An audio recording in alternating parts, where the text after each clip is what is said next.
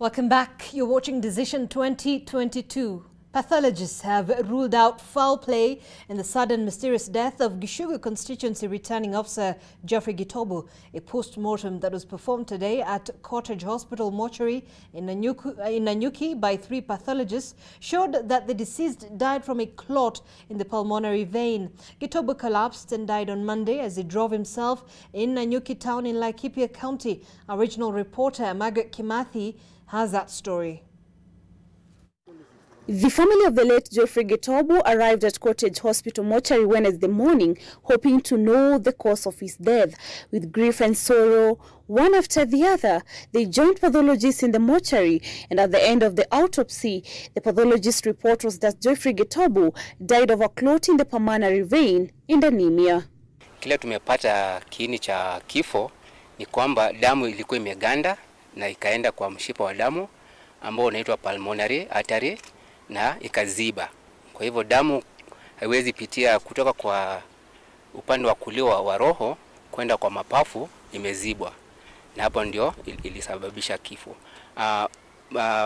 Pia tumepata kwamba damu yake ilikuwa chini. Alikuwa na anemia. Kwa kumwangalia hakuwa na majeraha yoyote kwenye mwili, hakuwa na majeraha yoyote kabisa, isipokuwa sasa hiyo kuwa na damu kwenda chini, na pia kumwangalia nilikuwa inaonekana hakuwa na oxygen ya kutosha kwa mwili. Ilikuwa ni sudden death, haikuwa kuuawa. Vile mmesikia kutoka kwa hapa pathologist. We have spent the better part of the morning to ascertain the same. According to the police report, Gitobu collapsed on Monday in Nanyuki as he drove himself. He was rushed to Nanyuki Cottage Hospital but was pronounced dead upon arrival.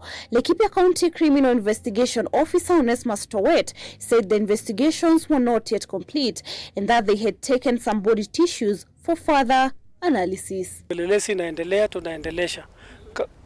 Hiyo tumefanya ni upelelezi ya mwili peke yake. So tumechukua sehemu kadhaa ya hizo mwili ambayo tunaenda kupeleleza zaidi kupitia kwenye maabara zetu za polisi. So na tujamaliza pia lazima tuipeleleze upande wa afya ya huyu marehemu kabla hajakufa. Geoffrey Gitobu's body remains at Cottage Hospital mortuary as family begins funeral preparations. Margaret Kimathi, NTV in Laikipia County. A storm is brewing in the Roots party with the party presidential